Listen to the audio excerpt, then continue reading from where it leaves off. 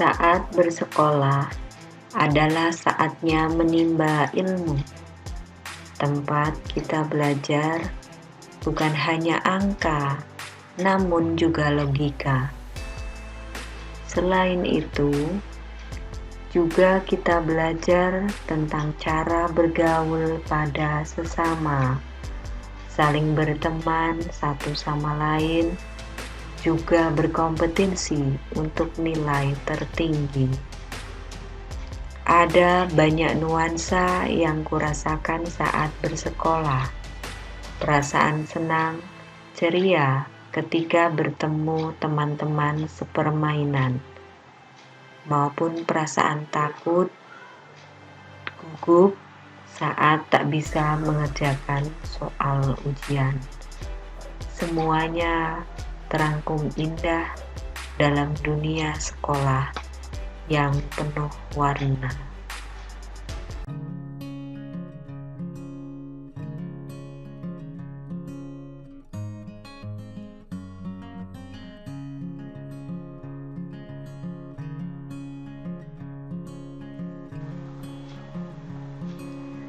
Kini semuanya telah berbeda.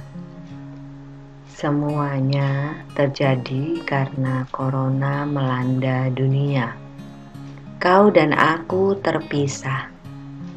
Ruang kelas telah kosong. Kini hanya ayah dan bundamu yang setia menemanimu. Rinduku padamu tak terbalas. Kasih dan cinta yang kurasa seolah tak bernyawa. Ku rindu suara bising belajar di kelas. Ku rindu sapaanmu saat bertemu di koridor kelas. Ku rindu suara merdu, canda, dan tawamu. Kini ku sampaikan salam rindu lewat daring. Ku hanya bisa melihat gambarmu. Ku hanya bisa mendengar suaramu. Semua kini telah semu. Semu tanpa ada jabat tangan. Semu tanpa ada salam perpisahan.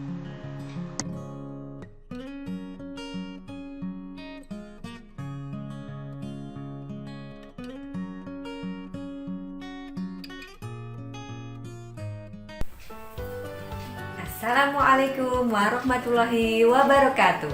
Perkenalkan, saya Ibu Tri Mulyani, Guru Fisika SMA Negeri Kebak Kramat.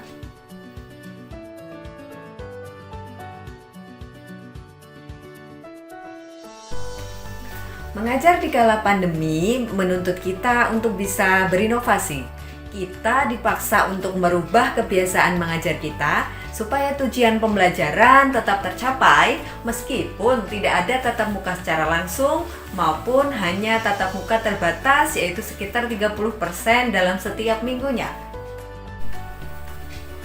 Minimalnya jadwal tatap muka membuat kita harus semaksimal mungkin memanfaatkan kelas maya yang ada.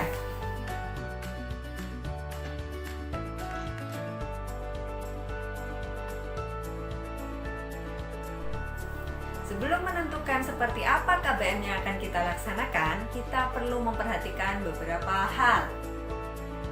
Yang pertama, kebutuhan siswa.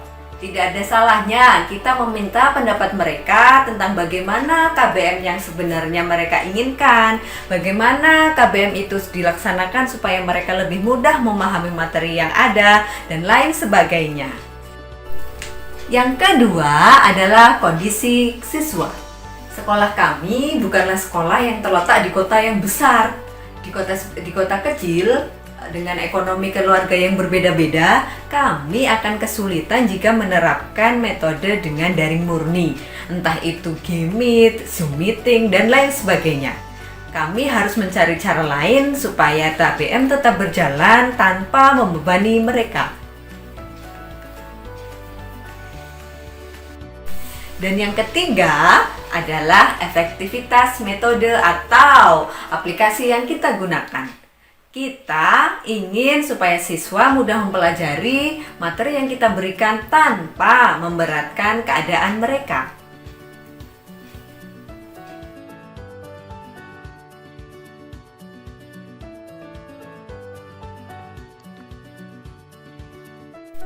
Nah, mari kita dengarkan apa saja ide-ide mereka supaya KBM berjalan sesuai keinginan mereka dan kita sebagai guru bisa memfasilitasi dengan baik apa yang mereka inginkan. Assalamualaikum warahmatullahi wabarakatuh. Perkenalkan, nama saya Ayu Fitriana Sari dari kelas 10 MIPA 3 dari SMA Negeri Gebak Keramat, Kabupaten Karanganyar, Provinsi Jawa Tengah.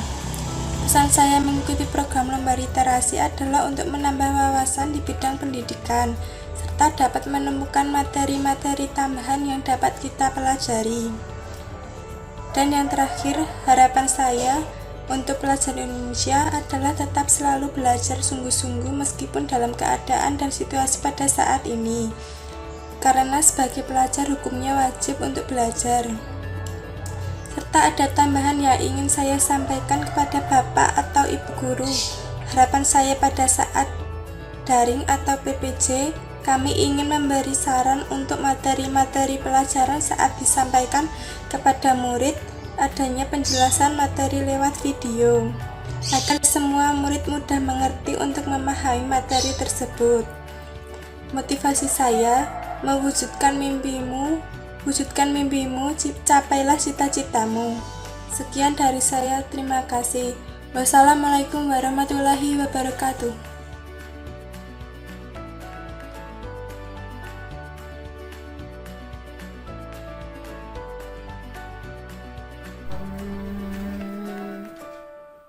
Kira-kira pakai apa ya?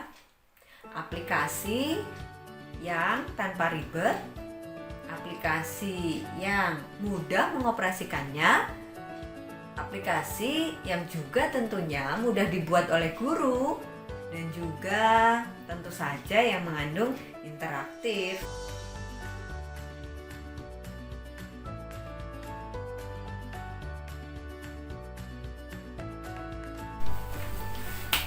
Aha, coba pakai Microsoft Teams aja. Kita buat video pakai Microsoft Stream. Sepertinya ide yang bagus.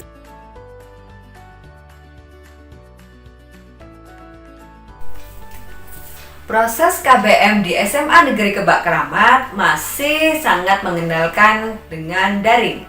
Hanya 30% saja siswa yang kami hadirkan setiap harinya untuk mendapatkan PTM secara terbatas. Itu saja sebelum PPKM berlangsung. Besok tentunya kita daring dulu lagi. Dengan sedikitnya waktu belajar di sekolah, kami sebagai tim pengajar harus mampu memanfaatkan blended learning secara maksimal. Beberapa aplikasi kami gunakan untuk mendukung proses KBM di sekolah. Entah itu dengan WhatsApp group, entah itu dengan Classroom, MS Team, dan lain sebagainya.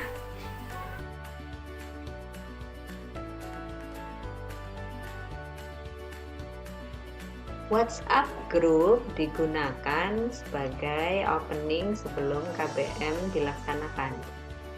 Di sana, siswa diminta presensi mengisi link yang sudah disediakan dan diberikan beberapa opening untuk membuka pembelajaran.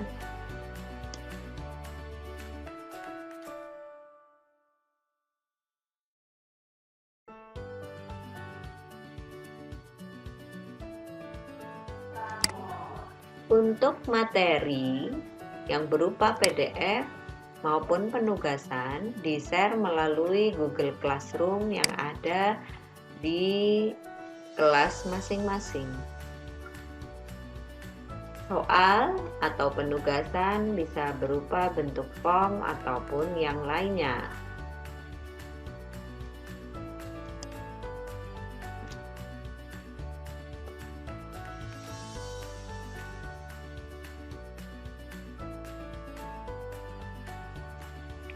Microsoft Stream digunakan untuk membuat video pembelajaran secara sederhana. Ini hasil penulis membuat video pembelajaran dengan Microsoft Stream. Microsoft Stream digunakan karena ada interaktiviti antara guru dengan siswa secara tidak langsung. Interaktiviti berupa form yang harus mereka isi yang telah diembedkan di timeline dari Microsoft Stream. Dengan demikian, secara tidak langsung ada komunikasi antara guru dengan siswa di dalam video tersebut. Hasilnya bisa dilihat di form 365 yang telah dibuat oleh guru. Untuk lebih jelasnya, salah satu contoh penggunaan Microsoft Stream dalam pembelajaran dibahas atau diperlihatkan di tayangan berikut ini.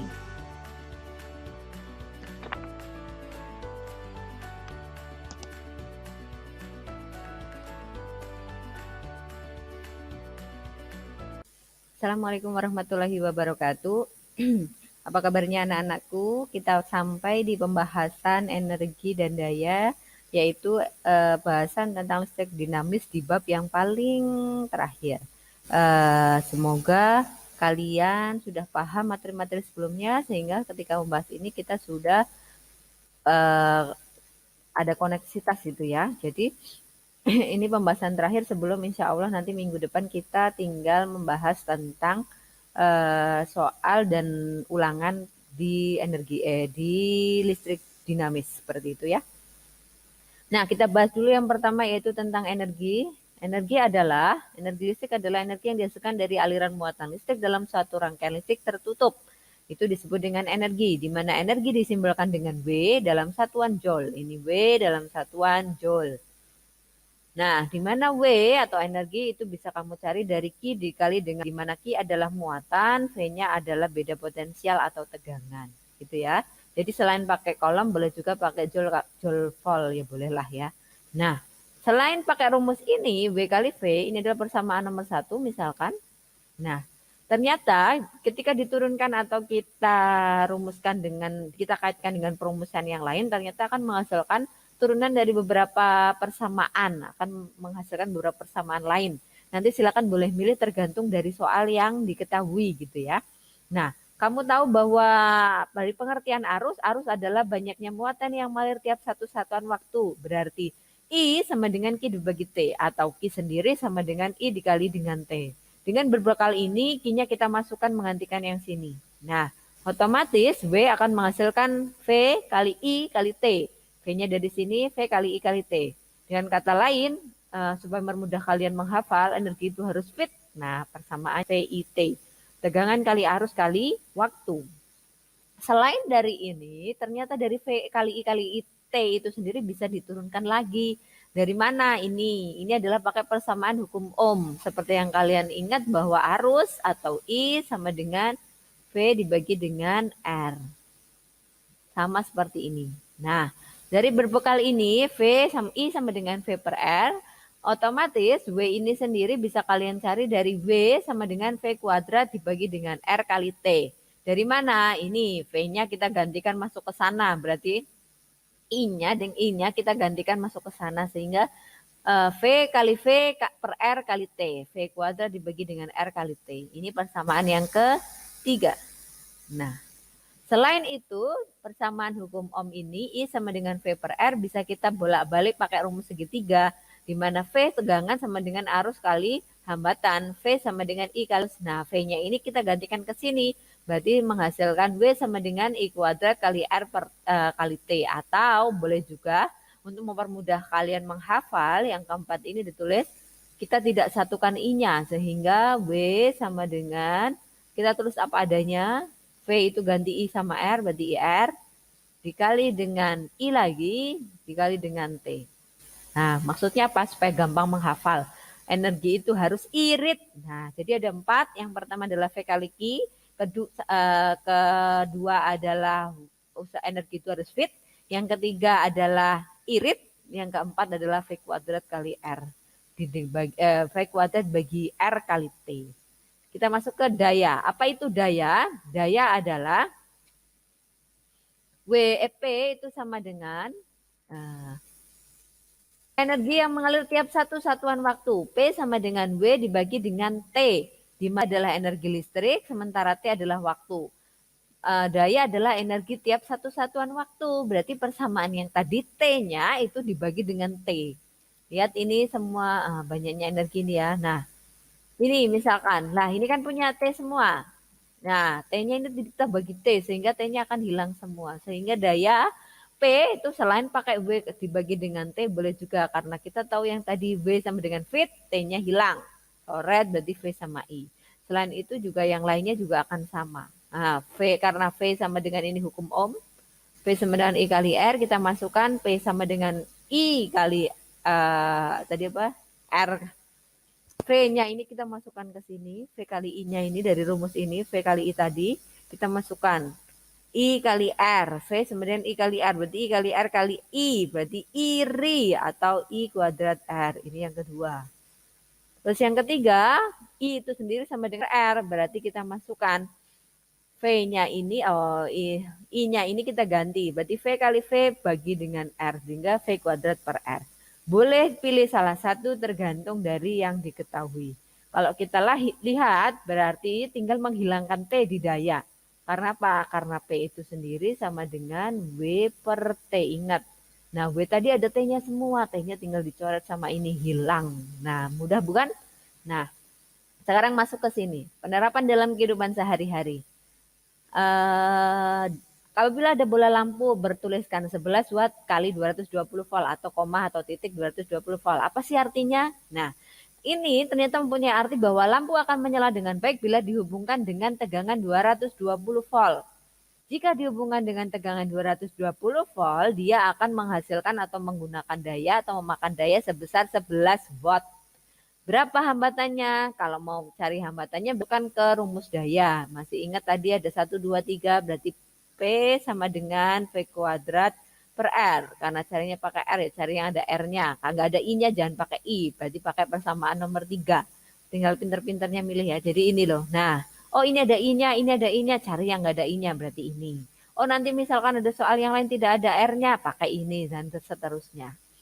Nah, R sama dengan, sehingga kita balik, V kuadrat dibagi dengan P. 220 kali 220 dibagi 11, ketemunya 4.400 ohm atau 4,4 kilo ohm. Jadi, seperti ini. Lalu bagaimana bila dihubungkan dengan tegangan 110 volt misalkan? Karena kita tahu bahwa PLN punya dua macam tegangan ya, ada 110 sama 220. Nah, untuk menghitung seperti itu, misalkan contohnya adalah seperti ini.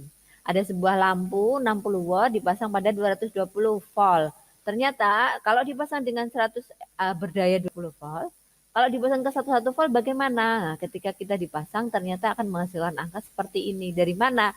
Dari P sama dengan V kuadrat bagi R, R-nya sama, hambatannya sama, hambatan lampunya akan tetap, berarti P1 per P2 sama dengan V1 kuadrat dibagi V2 kuadrat. Kuadratnya boleh dikeluarkan. Kita masukkan angkanya 60 per P2 yang dicari, 220 yang diketahui, 110 yang akan dipasang. Kita coret, disederhanakan setengah. Kita sederhanakan ya. Nah, ini kali silang dulu berarti P2 sama dengan 110 per 220 dibalik karena ini ke sana, ini otomatis pindah ruas ke sana kali 60. Ini dicoret berarti menghasilkan angka 1 per 2. 1 per 2 kuadrat seperempat dikali 60 ketemu aja 15 watt. Itu cara menghitungnya. Untuk hubungan satuan energi dan daya dalam satuan internasional, daya listrik dinyatakan dengan watt.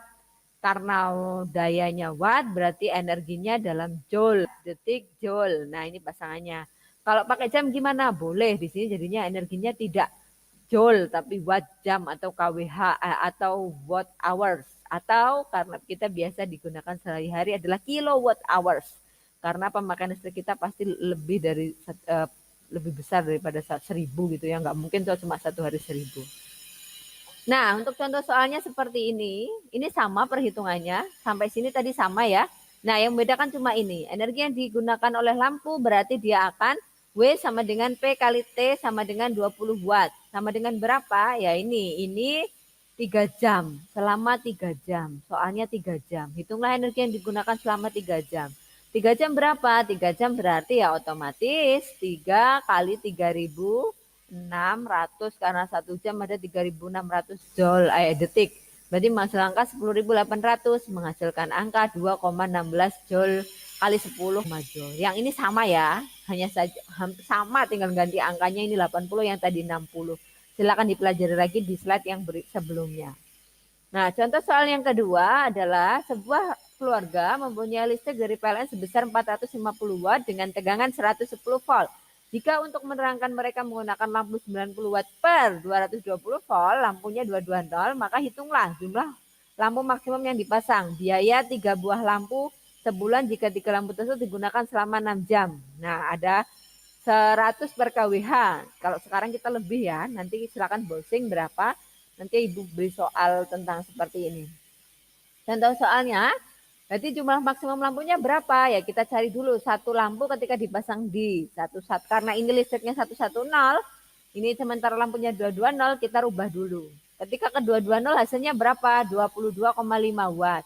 Lampu maksimumnya berapa? Ya 450 dibagi, ini watt totalnya dibagi dengan satu lampu sebesar 22,5 watt.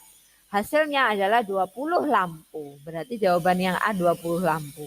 Lalu bagaimana dengan biaya 3 lampu? Berarti ya cari dulu energinya. Energi yang digunakan selama 1 bulan. Berarti P dikali T. P-nya adalah dari, nah ini sudah ada tadi ya. 3 kali 2, ini ada 3 lampu. Satu lampunya 22,5 watt. Menyala selama 30 hari atau 1 bulan. Dikali dengan 1 harinya ada 6 jam. Nah, berarti ketemunya 12.150 Wh. Kalau kita rubah ke kWh naik 3, berarti koma dari sini pindah ke sana, 12,15 kWh. Biaya lampunya berapa? Berarti ya 12,5 kWh dikali 100 rupiah per kWh. Berarti 1 bulannya dia harus membayar 1.215 rupiah per bulan untuk membayar 3 lampu yang menyala. Selama sebulan, 1 bulannya, 1 harinya adalah 6 jam. Seperti itu. Sampai di sini Ibu semoga kalian sudah paham. Ini materi SMP, Ibu tinggal mengulang. Nanti Ibu akan berikan latihan soal di formnya 1, silakan dikerjakan. Kemudian untuk soal keterampilan nanti Ibu akan share tugas untuk kalian menghitung daya lampu yang biaya. Kira-kira penghitungan biaya pembayaran listrik kalian selama 1 bulan itu berapa? Silakan yang digunakan listriknya apa aja? Misal punya kulkas, punya Magicom, punya mesin cuci. Nah, lampunya ada berapa, TV-nya berapa, nyala jam. Nah, tidak harus pasti, tapi nanti silakan kalian coba menghitung di rumah masing-masing. Itu tugas kalian untuk keterampilan, nanti akan Ibu buatkan formnya. Terima kasih untuk hari ini. Ibu cukupkan sampai di sini. Wassalamualaikum warahmatullahi wabarakatuh.